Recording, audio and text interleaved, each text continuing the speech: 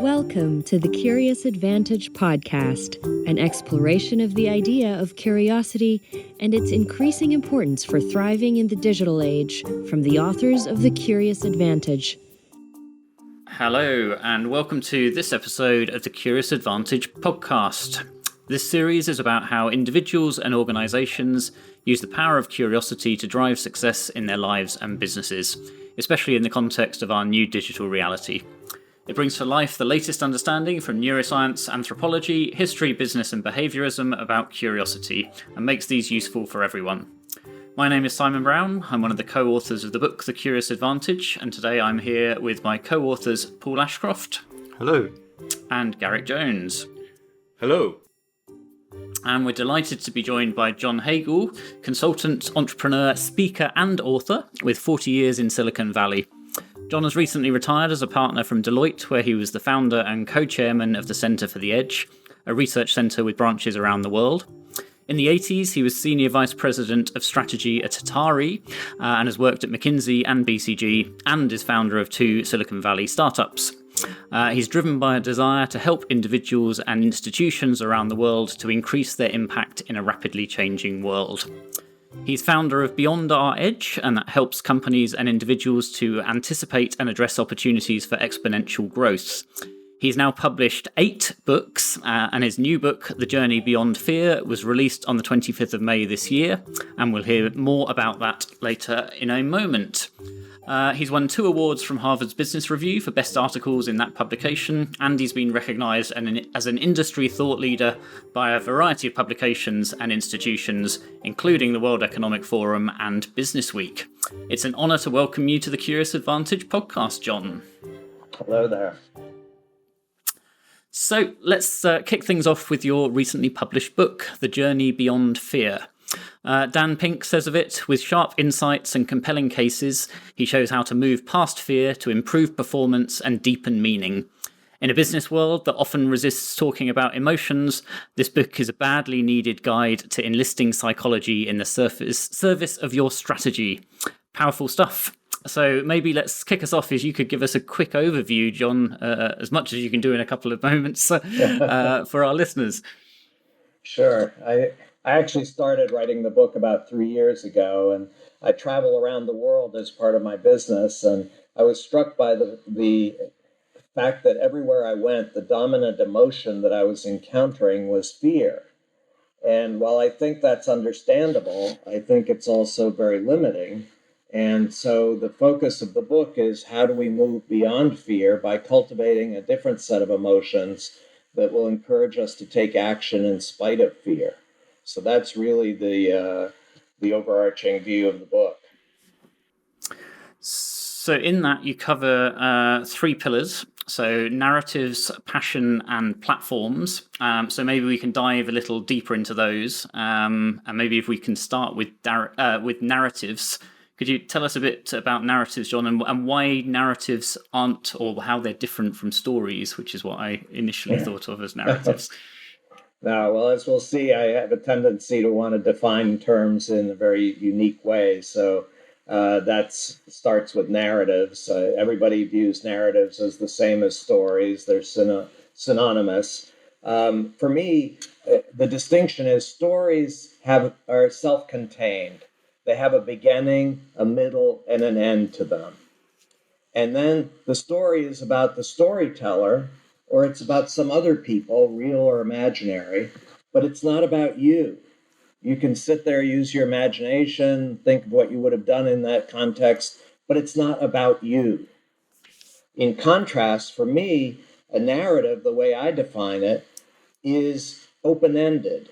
There is no resolution yet. There's some kind of major threat or opportunity out in the future, not clear whether it's going to be addressed or not. And the resolution of the narrative hinges on you. It's a call to action, to say your choices, your actions are going to help determine how this narrative resolves itself. And while everyone talks about the emotional power of stories, I come back and say the narratives that in our history have led people to actually make the ultimate sacrifice. They've given up their lives for narratives. And so I think that we're missing the real power of narratives by conflating it into stories. And I believe that narratives, especially what I call opportunity-based narratives, are a key to helping us move beyond fear. If we can identify some inspiring opportunity out in the future that's not going to be achieved until and unless we act and others act with us, we're going to be, still living in fear. So I think that it's a powerful way to move beyond fear. So, John, if a narrative and a powerful narrative gives meaning and gets us started on the journey, your second pillar really interested us, passion, particularly the passion of the explorer. There's a lot of connections here with what we write about curiosity, as curiosity being having an attitude of wonder and a spirit of exploration. Could you tell us some more about the passion of the explorer? Sure. No, again, everyone talks about passion. I find that the meanings are very loose. Everybody has a different meaning. If I survey a room, I'll find as many different definitions of passion as there are in the room. For me, the passion of the explorer is a very specific form of passion, and it comes out of research that I did looking at environments where there's sustained extreme performance improvement. Where do we see sustained extreme performance improvement? And a very diverse set of environments, but what I found was that every participant in those environments had this specific form of passion, the passion of the explorer. And the way I define it is it starts with a commitment to having more and more impact in a specific domain. You are really committed to addressing a domain and having impact in it, not just being in it, but making more and more of a difference there. Second attribute of a passion of the explorer is somebody who really has what I call a questing disposition. They are seeking out challenges all the time because they realize that's the way to have more and more impact in the domain they've chosen. If they're just sitting there without being challenged, they're not going to have as much impact. They get excited by those challenges. And then finally, there's a third element of the passion of the explorer, which is people who have this passion, their natural reaction when confronted with a challenge is to immediately think about who else can I connect with who can help me get to a better answer faster. So they're constantly seeking help from others to address the challenges that are going to help them to have more and more impact in the domain that they've chosen. So it's all about action and impact and excitement about the action and impact that they potentially could have. And John, particularly we would recognise that final aspect where you talk about community. And we talk about this in our book. One of the 7 C's of curiosity is finding your community and taking your community with you on your curious journey. So I think we'd really recognise that. I see an overall linkage as well with the choose your domain and seek challenges in that domain and how you can further that domain, which we often asked around is curiously aimlessly wandering, which I know you need to choose what it is you're curious about, have that direct line of what it is, and then explore within that domain. So I see a lot of linkages between this passion of the explorer and the curiosity we talk about. Now, in reading the book, I was struck by the connection between these two concepts. And again, I think it's ultimately choice of language and words, but I think we're talking about very much the same thing. I would agree, yeah. And then tell us about the third pillar as well then. So platforms, but not just any platforms. So you talk about learning platforms and how we can help people to learn faster. So tell us more, please, John. No. Well, this is, again, platforms is such a widely used term, and everybody's today talking about platforms. We're all on platforms. But my view is that most of the platforms that we have today are either what I would call aggregation platforms, where the focus is on facilitating short-term transactions, buying and selling, for example, a retail platform.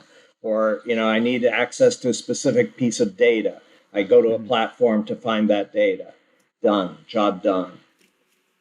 The other kind of platform that's popular today is social platforms that help us to connect with friends and family and stay connected, and that's fine. But it's all about social connection, social relationships.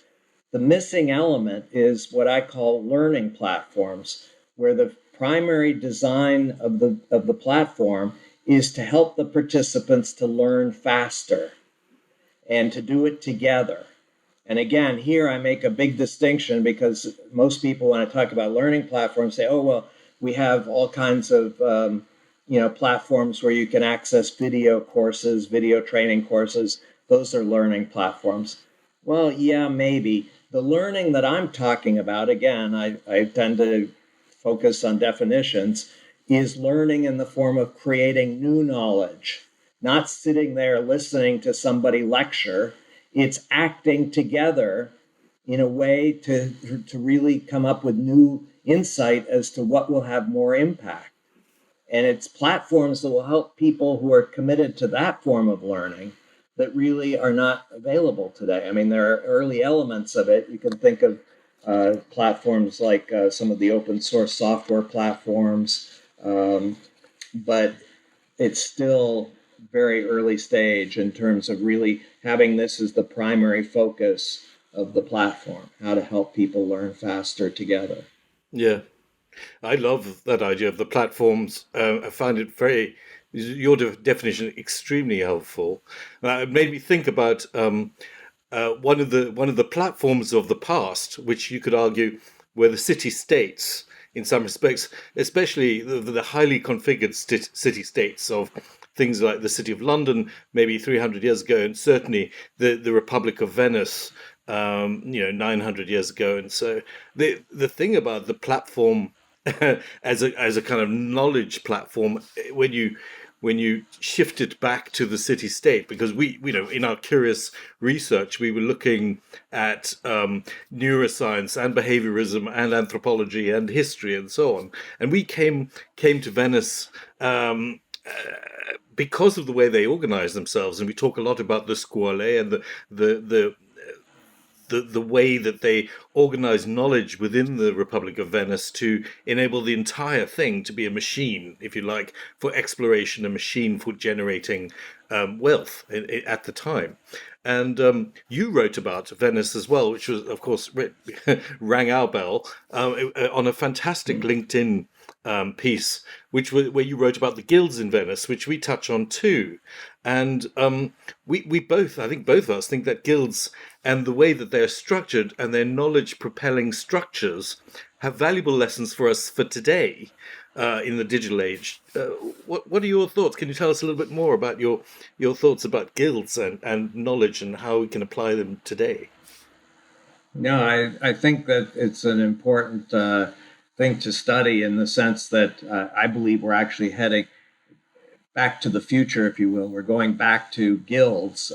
Everybody today is talking about the gig economy, that we all are just going to become independent contractors and will freely associate and connect to do tasks and projects, but then we'll be moving on. I believe that in a world that's more rapidly changing, we have to find ways to learn faster, and we're going to do that together rather than doing it as isolated individuals. I'm strongly of the belief that no matter how smart you are as an individual, you're going to learn so much faster if you come together with others. And in that context, I'm very impressed by the role of guilds in the earlier part of our history that really focused on helping people to learn certain crafts and skills so that they could do more in terms of work. And so I think that the interesting thing to me, I'll just do a bit of a detour on this in the sense of coming together to learn. At least my belief, and I developed this quite a bit in the book, is that the most powerful learning unit is what I call an impact group. It's a small group of people, 3 to 15 people, who have deep trust-based relationships with each other and who are challenging and supporting each other to learn faster. And then connecting those impact groups into broader networks so that they can scale their learning by learning through the experience of other impact groups. So I think in that context, again, the guilds that I see in the future are going to be organized around these small units, but be focused. Again, the primary goal of these new guilds is going to be to help the participants learn faster together around particular domains that are meaningful to them. That's really helpful, that idea of the impact group. I mean, I think of, complex dynamic systems, and as soon as the volume of interactions take place in a complex dynamic system, even if you do scenario work, you start to see strange attractors emerging and things that are similar being clustered together in some time. So you could argue that that's an inevitability. We are moving towards a future in which people who have similar interests or knowledge move closer together. But the idea of formalizing that into impact groups, I think, and then clustering them is fascinating and very useful. I mean, in Venice, for example, you had a group who were focused around navigation, another one focused around strategy, another group focused on accounting and business, another group focused on map making, another one again on shipbuilding, and all of these, and then Titian, the painter, was his guild of painters, which he got from the ships, and invented this whole idea of painting on canvas, which we take for granted now. But the idea of these little groups and impact clusters or impact groups and guilds formally moving knowledge forward, I mean, I really think it is, as you say, Back to the Future is coming with a vengeance.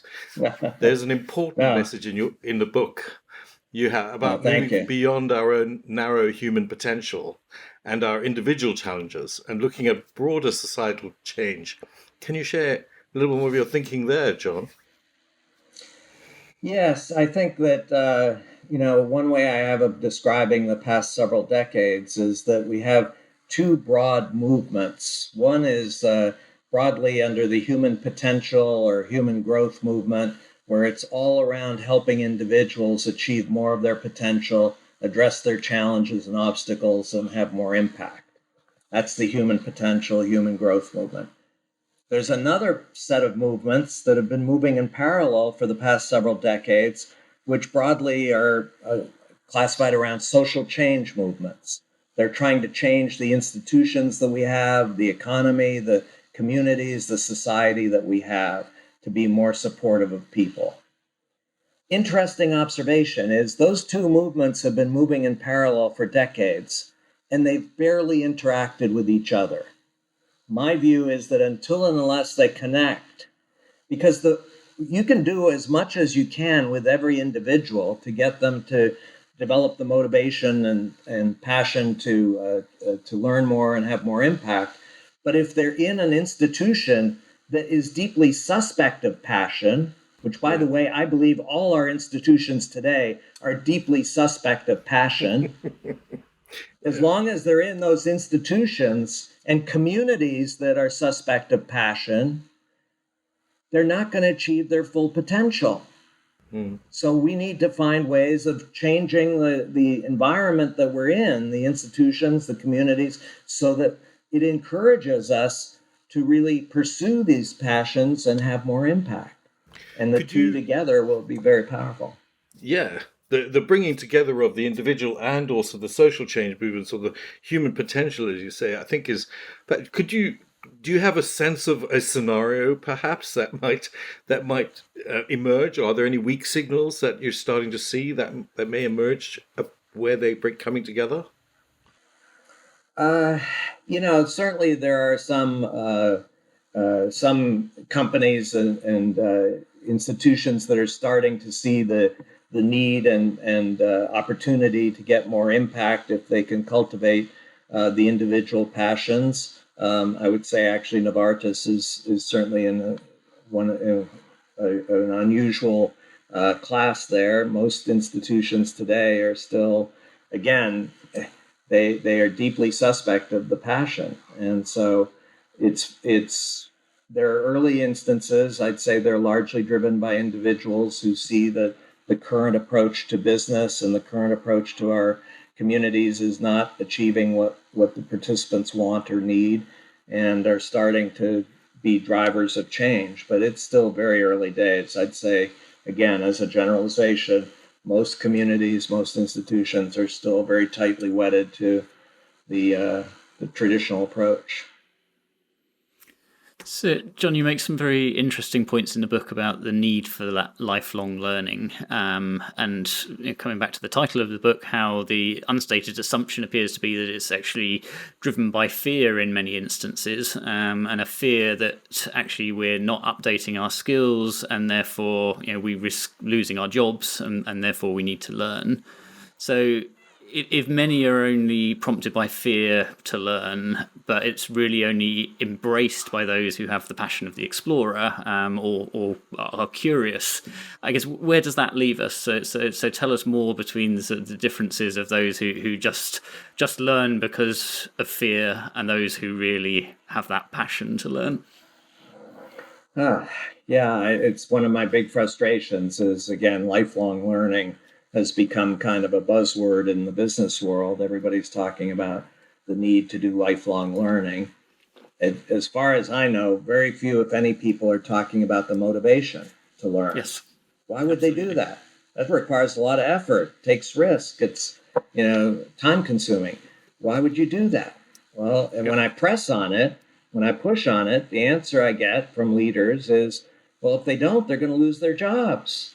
So get with it. Lifelong learning is critical, but that's fear, right? That plays to the fear. And again, I think this is part of my broad perception, and one of the reasons we're seeing fear as an increasingly dominant emotion is our leaders are playing to fear.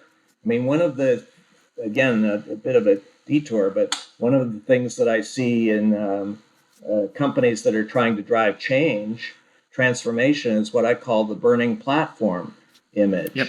Right? If we don't change, we're going to die. So get with it. But that plays to fear again.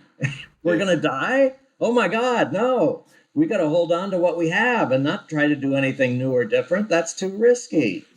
And so again, I think in the learning side, and this particularly applies again to the distinction, which very few companies in my experience make, between learning in the form of sharing existing knowledge versus learning in the form of creating new knowledge.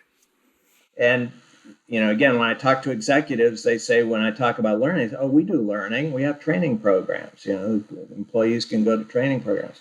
The problem in a rapidly changing world is that the knowledge that we have today is becoming obsolete at an accelerating rate.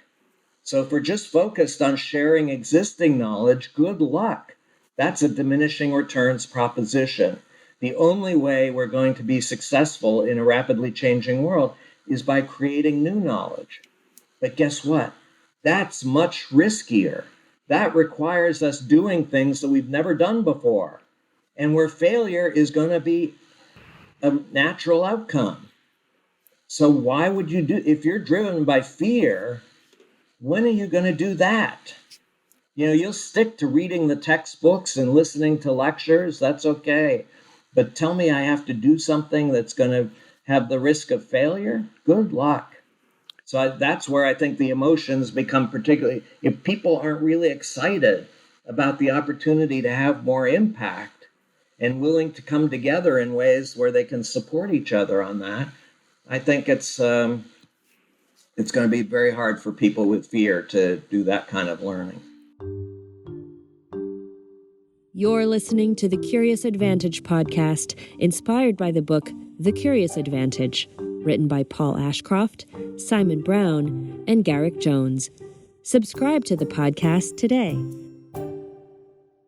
I think that there's two really important points, though, in what you're saying there, John. So one is, how do we move from stick to carrot on the why to learn? So rather than that we will risk being unemployed if we don't keep our skills up to date, actually, how do we ignite that passion so that people can be curious and want to learn more and want to move things forward? But then I think the second point is really interesting is to say, actually, also maybe there's a reframing of learning because of the speed that things are changing, that in many fields, actually, it's not about learning how someone else thinks things were previously, but it's creating that new knowledge, that new way of doing things. So does that mean, if we look across the whole learning industry, myself included, a big part of what we've done in the past is, how do we train people with the existing knowledge, as opposed to how do we experiment, how do we push boundaries, how do we try new things, which as you say will fail along the way,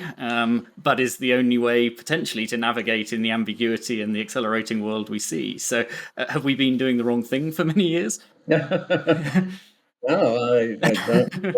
don't get me started. I've been working for decades with large companies, and I believe they're very much stuck in the old model, and it's what I call scalable efficiency model, where the key to success is becoming more and more efficient at scale, doing things faster and cheaper at scale. And it's all about efficiency of operations. Learning is kind of a distraction. We'll do that if certain needs come up, but the focus is on getting people just follow the process manual and do it without error.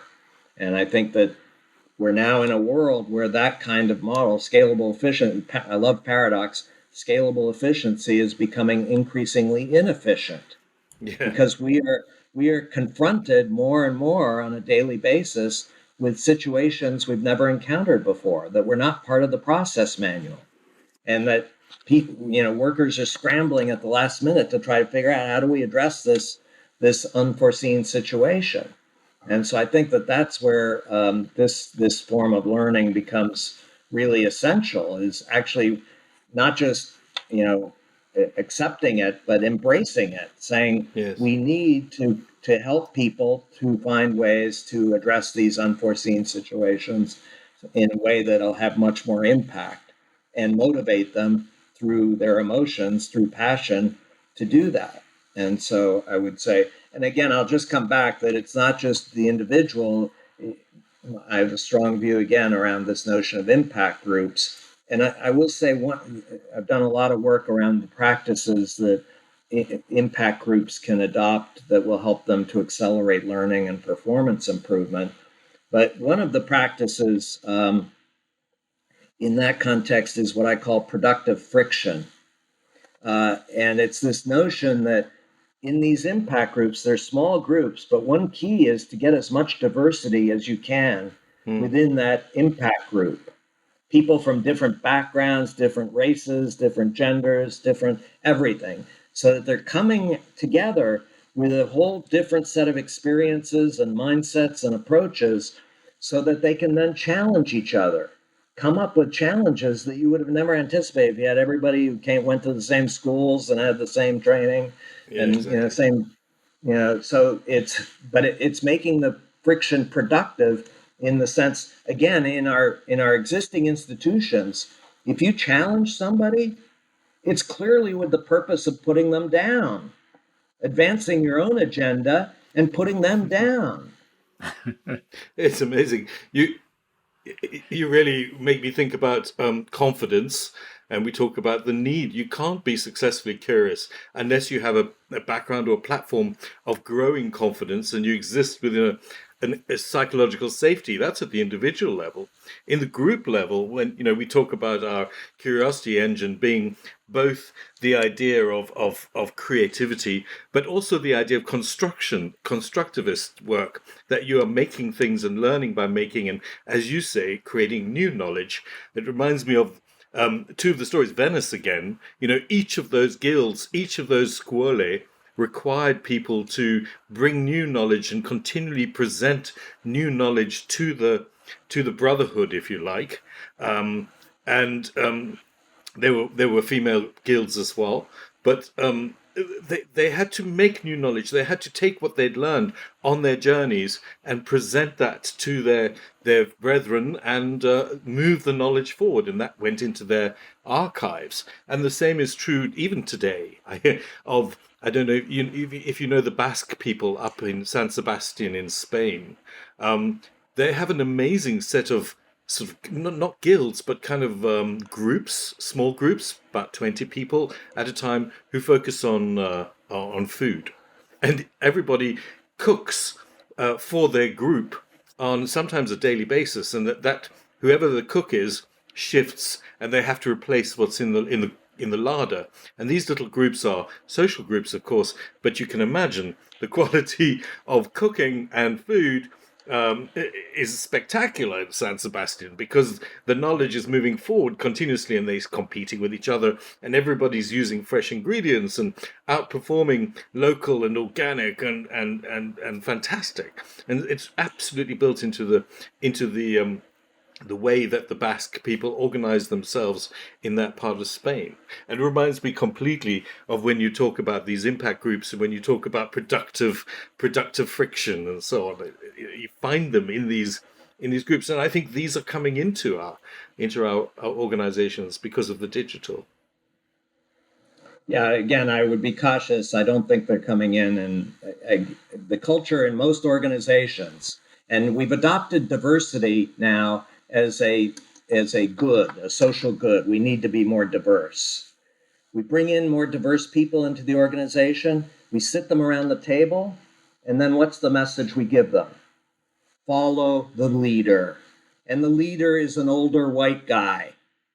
Try to be as much like him as you possibly can. That's the key to success.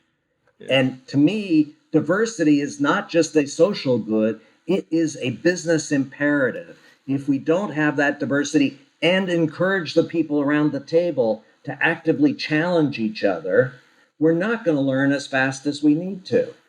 And so again, to me, it's a completely different culture and way of operating a business that I see very few companies today pursuing. That's a great warning. I mean, and it's a great heads up for us, actually, to say we have to work hard to bring these things into the culture, as you say. Oh, yeah. John, speaking of business imperatives, I want to come back to your point about the lack of passion in organizations. Yeah. You did a recent survey where you found, I think, that only 14%, was it, of the US workforce has passion about their work. Yeah. I'm curious, I have a couple of questions about this. Firstly, did you find if this was mainly about commitment, the questing disposition, as you describe it, and connecting with others? And my second question was, what can organizations do about this? Yeah, no, it's a great question. I mean, we didn't ask people if they were passionate because, again, we get so many different meanings and definitions. We asked about specific forms of behavior that we believe are key to the passion of the explorer. You know, when confronted with a new challenge, are they excited about it? When confronted with a challenge, do they try to connect with others? Those were the kinds of questions. And then we integrated and brought together and said how many are really showing the full passion explorer. And it was 14%. I actually view that as incredible success of those 14%. I mean, despite everything. Despite all the pressure in their organizations, they somehow are maintaining their passion. This is amazing. So anyway, I think that, again, I believe most organizations view passion as suspect. It's people who ask questions all the time. Why would you want to ask questions? Just read the manual and follow the manual. It's people who want to take risks. Why would you want to take risks? We want to get things done reliably and efficiently and, just deliver as expected. And so the passionate people are really discouraged from pursuing their passion. And by the way, that I'll just say as again a bit of a detour, that starts with school. One of the things that I get a lot of pushback on when I talk about the passionate explorer is people say, oh, well, some of us are capable of this kind of passion, but most of us just want to be told what to do and get a reliable paycheck. And my response to that is, okay, let's go to a playground and let's look at children 6 or 7 years old. Show me one that isn't curious and imaginative and creative and excited about doing things they've never done before. We all had that passion. What happened? We went to school. And our school systems are constructed explicitly to crush that passion. The whole focus, I've studied, at least in the US, the public school system was explicitly designed to take unruly children and help them to become factory workers, to follow instructions reliably and efficiently. And so I think that we are, starting with our schools and then our institutions, we are actively trying to crush that passion. The fact that there are only 14, that there are still 14% who have the passion, yes. And I want to get to Paul's question about the what do you do about it? What can we do about it? Yeah, exactly. Yeah. And again, it has to do with rethinking our institutions at a fundamental level. I call the institutional model that is going to succeed in the future one that is a model of scalable learning. And a key part of that is redefining work. You know, we all talk about the future of work, but very few people go to the most basic question, which is what should work be to begin with? And I'm going to generalize again, but at least in my experience, work in most large institutions today is tightly specified, highly standardized tasks. Just follow the manual. My belief is actually that work is going to be taken by technology, and good riddance. That was work that humans were never meant to do. Sure. But it frees us up now to redefine work at a fundamental level and say that work in the future should be about addressing unseen problems and opportunities to create more value. Wherever you are in the organization, not just in a research lab or an innovation center, but if you're a janitor in a building, if you're a maintenance worker, if you're in the factories, how can you address unseen problems and opportunities to create more value? And at least again, in my experience, when you redefine work in that way, passion starts to come out because now you're making a real difference. Nobody saw that problem or opportunity, and the value that's been created is really meaningful. So I think that's one piece. Also, and there are a whole bunch of pieces that come together, but another piece that I think is critical for drawing out passion goes back to leadership. How do leaders behave? In a scalable efficiency world, the mark of a strong leader is someone who has an answer to every question. No matter what the question, you can count on the leader to have an answer. I believe in the scalable learning world that we're going into, the mark of a strong leader is the one who has the most powerful questions and who will freely admit they don't have an answer and ask for help. That sends a very powerful message to the workforce to say, questions are important, questions are good, and it's okay to acknowledge that you don't know and ask for help. That starts to draw out the passion because now I get really excited by this question that nobody's answered. And, you know, what can I do to make a difference here? So, yeah. Sorry. Your thinking is so aligned to ours, John. That we've talked on here before around sort of learning in the flow of work, but even going one step beyond that into sort of work is learning and learning is work. And if you define learning in the context that you did earlier, that learning is finding new ways of doing things, then work is all about finding new ways of doing things. It's around innovation. It's around improving and doing something that someone hasn't done before, and that gives you the sustainable competitive advantage. And we've had similar discussions, particularly with Lisa Bodell on here around the power of questions, and that answers are easy, questions is where it really matters. That you can Google anything and find an answer, but actually it's asking good questions, and particularly the role of the leaders to be asking good questions, because it will be things that we don't know the answers to. If we're asking the right questions, we're not going to know the answers because it's pushing boundaries and trying to move us forward. So, hugely exciting. No, it's I'll just quickly say too, part of my broader research is around what I call the big shift in the world, the long-term forces that are reshaping our global economy. And again, there's a paradox in the big shift. At one level, it is creating mounting performance pressure on all of us.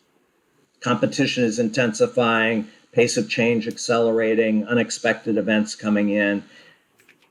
That's the reason there's so much fear, because we're experiencing that on a daily basis.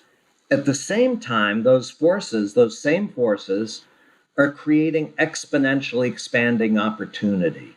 We have the ability to create far more value with far less resource, far more quickly than was ever imaginable in the past. But the only way we're going to harness that, number one, is moving beyond the fear, because if we just have a fear mindset, all we're going to do is focus on the pressure of the moment, and finding ways to learn faster so that we can scale to address these opportunities. So anyway. John, that's a lovely segue into the next question I was really keen to ask you. You spent a lot of your career looking at the future and the future of work. I mean, it's been an amazing and massively unpredicted, I suppose, 12, 18 months. But what are your latest thoughts on what this future may look like now? And has this changed much over the past 12 months?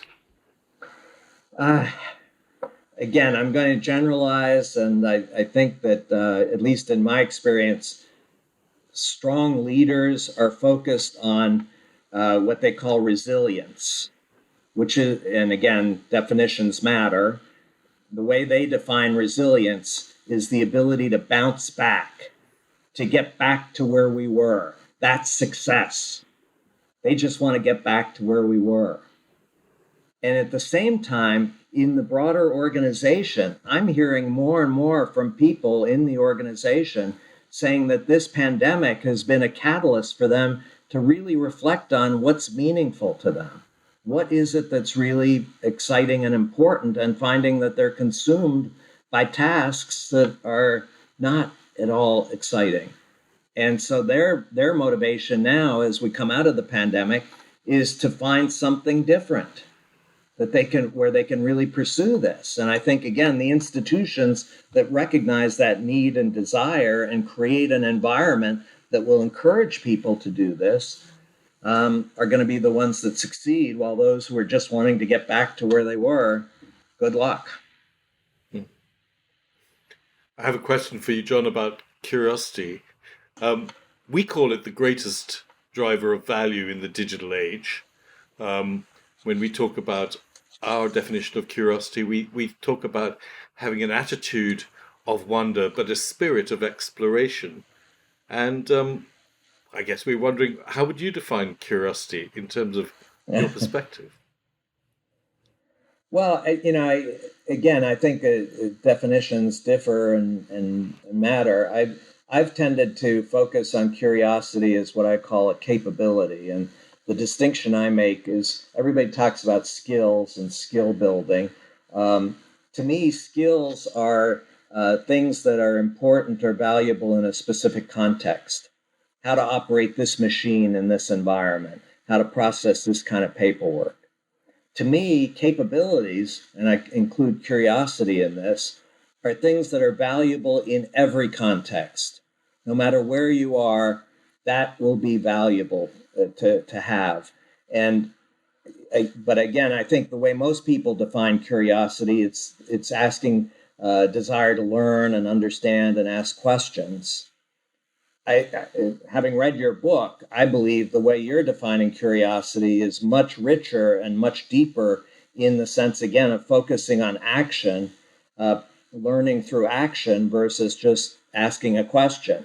And to me, the distinction I would make too, although I think it's there in your book as well, is, for me, the people who have passion are very committed to a specific domain. They have a focus of their curiosity. They're not just curious about everything. They're curious about how to get more impact in the domain that really excites them. And so, to me, that's I absolutely believe it is going to be critical in this digital world, this big shift world, given the accelerating pace of change. If we're not curious, if we're not driven to have more and more impact in whatever domain that matters to us and learn through action, good luck. We're going to be marginalized. Well, I mean, if there's one person who has an enormous sort of scope across their domain, it's you. And you write so broadly and widely from so many perspectives within your domain. It's fascinating, and it's brilliant to talk with you, John. I'm wondering, what are you personally curious about at the moment? Well, my passion has evolved over time, and it's part of what I write about in the book. But my passion and curiosity at this point is this notion of developing and deploying learning platforms that can help people on the journey beyond fear. What do those platforms look like? How would you design them? And more importantly, how would you deploy them and evolve them over time, given seeing how the participants use it and where they find the most value? So we've covered a multitude of things there, John, from the narratives and how narratives don't have ends, that we need to act on them and actually write our own ending, around the passion of the explorer, and how we identify our domain, we seek challenge and need to find who to connect with, and then learning platforms of actually helping us to discover new learning rather than existing learning and actually push boundaries. But if you had to sum up into one thing that our listeners should take away from our conversation today, what would that be? Wow, one thing? I don't know. One thing. maybe a couple of things, but I'd say that Yeah. the key message for me is that the fear that we're feeling today is not limited to the pandemic. It's much more enduring. There are much more fundamental forces at work that will persist, and that fear is very limiting on all of us. And so we all need to find ways to cultivate emotions that are going to help us to act in spite of fear and cultivate capabilities like curiosity. Fantastic, John. Thank you very much. So don't let fear be your limiting factor, would be a summary of that. So do check out John's book, so The Journey Beyond Fear. I assume, John, available through Amazon and all good book retailers? Yep. Absolutely. Fantastic. So thank you so much for joining us, John. Thank you, John. A pleasure. Yes, thank you. Thank you for your interest, for sure. Thank you for your curiosity. Thank you. Thank you. Very much looking forward to your book coming out, I have to say. Appreciate it. Absolutely. So you've been listening to a Curious Advantage podcast. We're curious to hear from you. If you think there was something useful or valuable from this conversation, and there's plenty to choose from, we encourage you to write a review for the podcast on your preferred channel, saying why this was so and what have you learned from it. We always appreciate hearing from our listeners and having a curious conversation. So join today. Curious Advantage book is available on Amazon worldwide. Order your copy now to further explore the 7 C's model for being more curious. Subscribe today and keep exploring curiously. See you next time. Thank you for listening to the Curious Advantage podcast. The Curious Advantage book is now available to purchase on Amazon. Stay tuned for the next episode and keep exploring curiously. This podcast is produced by Aliki Palinelli and John McGinty and edited by Jill Damatak-Futter.